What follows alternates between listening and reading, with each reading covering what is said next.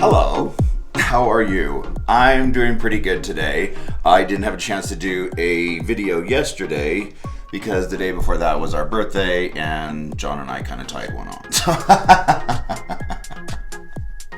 Good for us. So, yesterday was a little tragic. So I'm going to try and do a video today to make up for that. Anyhow, I did want to introduce you to just a few things that I use in terms of, my personal spiritual journey, right? As we all know, I am studying shamanism. That is the core of my belief and what the tool that I use in order to access higher level of consciousness, right? And that's really the point of, I think, most religions, even though many of them, especially the Christian religions, have been very much hijacked by bigotry and hate, right? I mean, when you have openly homophobic passages in your literature, you don't get to argue that you are for love. So, sorry if that's a little bit of cold water. But there can be opportunity for change. There can be opportunity for learning, right? Because if we all are on the same mountain, heading in the same direction, right? And that the goal of any spiritual practice that you have is to bring more love into the world, right? Is that the mandate of your religion?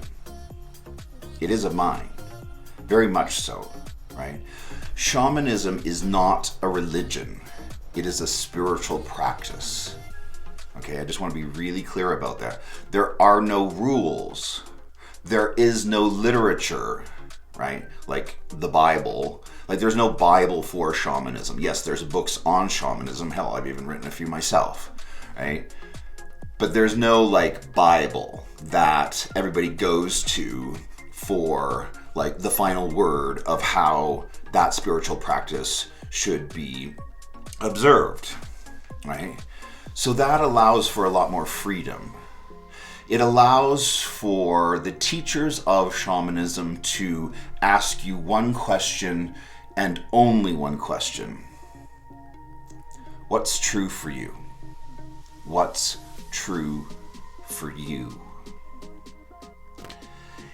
And it's the unearthing of that answer. It's the chasing of that answer that is the spiritual practice. Because I believe that if everyone were to seek out an answer to that question, we'd pretty much all arrive at the same place, wouldn't we? Right? Like, we are here to evolve, lift one another, and be seated in love and joy. I was actually having a pretty good morning this morning until I got onto Facebook, which of course triggered me and made me angry and all full of rage and reminded me of the unfairness of what we have going on, especially in terms of how other religions have weaponized themselves against the gay community. And that will always be my trigger, and that will always be unsafe for me. And I'm really trying to address that. Even with my Christian relatives, I'm trying to do better. I'm trying to do better. And allow them their right to practice their spiritual, practice, religion, in a manner that is true for them, right? So if the question is, what's true for you?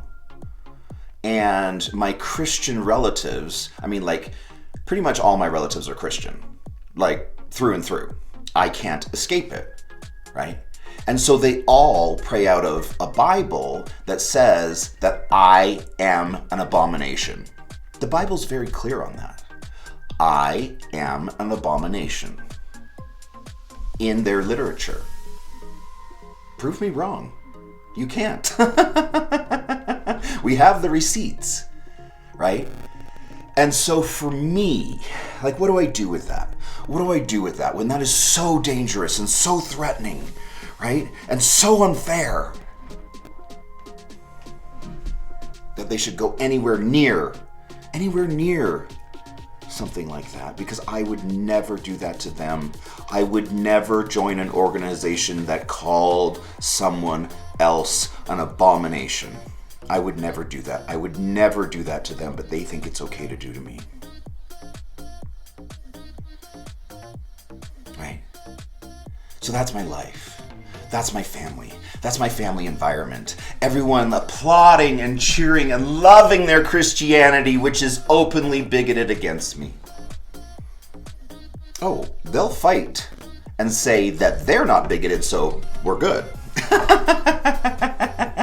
And I'm like, not sure you get a pass because you are advancing a homophobic agenda. Full stop. Oh, until, sure, they could take that verse out of the Bible, right? They could try and make the Bible more loving, but until that happens, I'm not interested. And you may not bring that nonsense anywhere near me. It is too threatening for me, right? So you can see where I am up here, right? What's going on up here today? Whew. Chaos. That's optional. Why? Because chaos is a part of fear, and fear is optional. And we have solutions to that. Right? And it's in finding ourselves in the question of what's true for us, right? What's true for us? That we have the opportunity to evolve past that. Spirituality for me will always be a journey for one. So that puts you on a path, right, of your own personal evolving without influence of others. That's an interesting road. And one that I've been on that has led me to this place, right? I mean, look at how far I've come. I started doing these videos, December of last year. So we're pretty much at 6 months now I've been doing these videos. Through my thoughts, I have built a new bridge, haven't I? I have built a new bridge up here, right? From the ego and the mind and thinking and consciousness to being. There's now a clear path for me that is carved out and known, and one that I will be on until I learn how to live permanently in my heart consciousness. I've experienced what that's like now.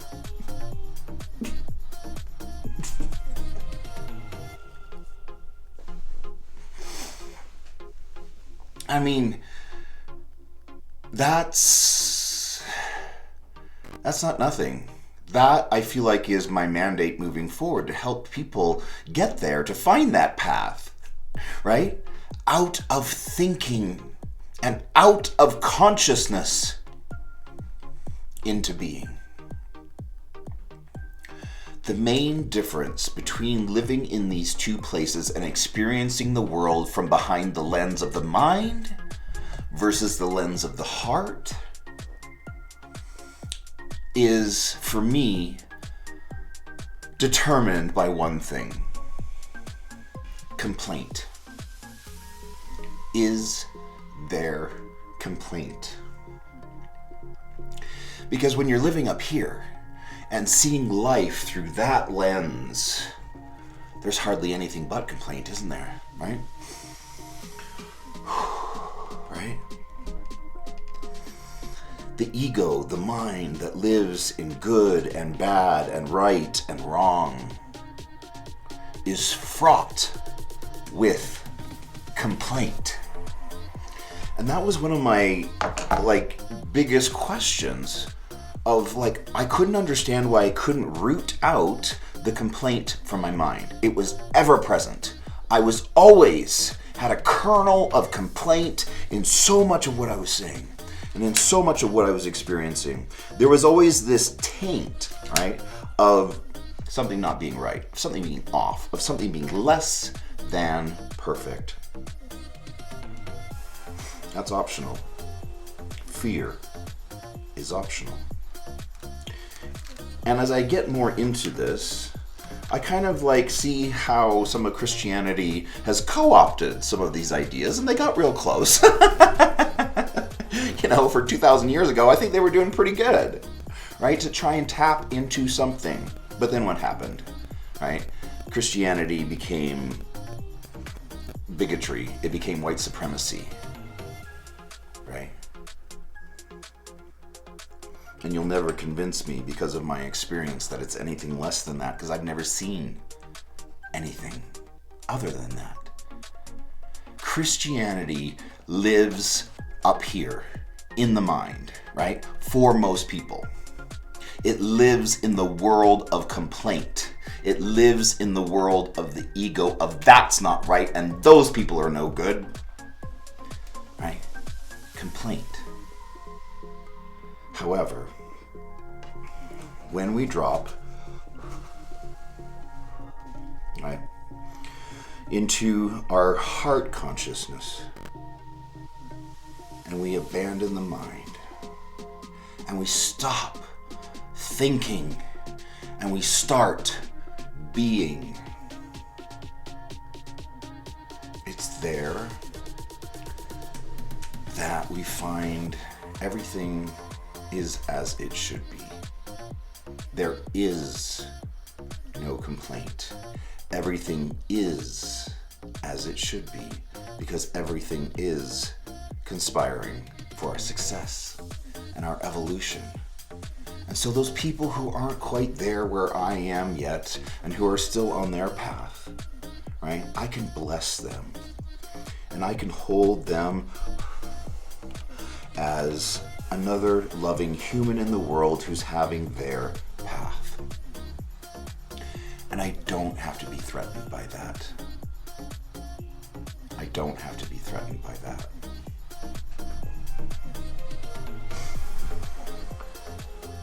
So that's a choice, isn't it? And I found myself this morning very much in the in-between of those two things, because I know what it's like to live in a heart consciousness, right? Where you are radiating and connecting with what is, right? Which to me is Creator, right?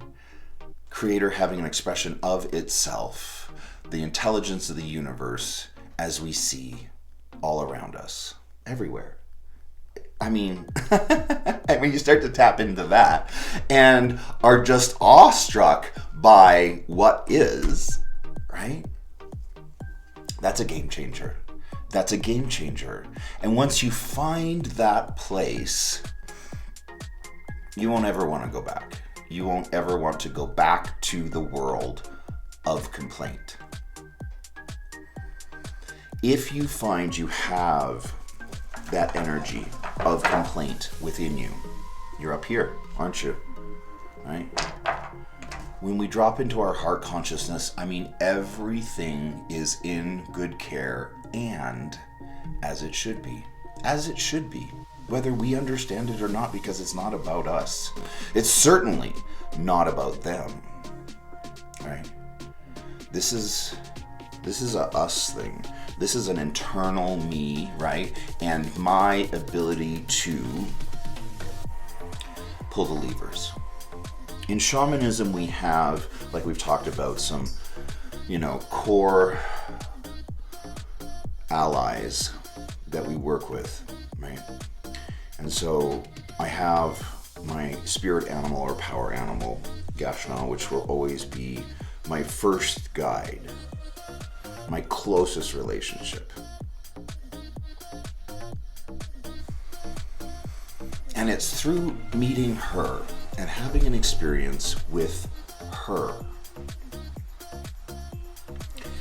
and her lending me her vision and her eyes so that I can see the world through a mind that doesn't have the ability for the human ego.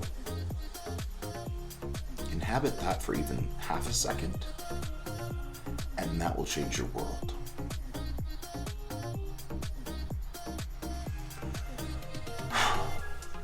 So like I said, this morning I found myself in a place of being up here, which I feel angry and I feel triggered and I feel like I want to lash out and I want to hurt other people in the same way that they've hurt me.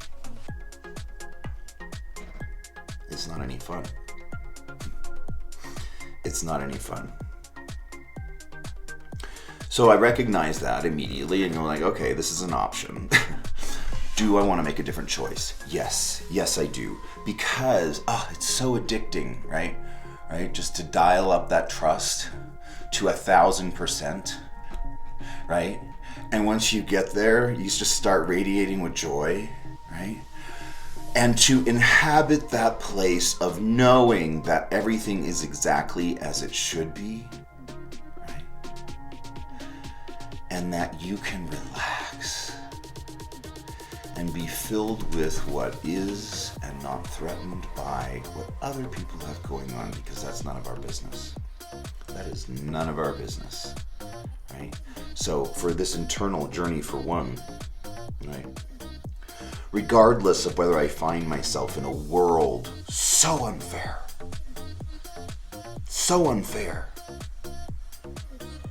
where my relatives won't come to my wedding, because what? According to their book, I'm an abomination. They don't get to escape that fact. That is the history of my family. Right? So, it's always ongoing, right? But the good news is that I found the path forward. And while, yeah, sure, I can't always quite keep it right here just yet, I will be able to, because once you find it, it is so addicting. Right? To inhabit that space, right?